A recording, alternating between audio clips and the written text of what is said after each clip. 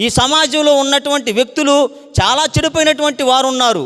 ఆ చెడిపోయినటువంటి మనుషుల మధ్య జీవిస్తున్నటువంటి నీవు నీ సాక్ష్యాన్ని కాపాడుకోవాలి.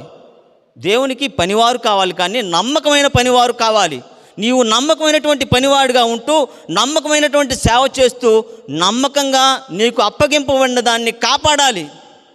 ఈరోజు అనేక మంది వారికి అప్పగించమన్నటువంటి పని విషయంలో నిర్లక్ష్యంగా ఉండి క్రైస్తవ సంఘాలను పాడు చేస్తూ ఉన్నారు.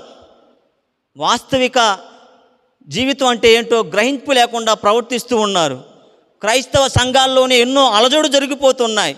ఒక కాపరిగా, ఒక దేవుని యొక్క బోధకునిగా ఇతరులకు అందించే విషయాల్లో గొప్పగా చెప్పుకున్నటువంటి మనందరి జీవితాల్లో దేవుని పని విషయంలో జాగ్రత్తగా ఉండాలి. Be careful and be faithful. నువ్వు జాగ్రత్తగా ఉంటూ నీ విశ్వాసాన్ని కాపాడుకోవాలని అపోస్తలుడైనటువంటి పౌలు గారు తిమోతికి మాటలు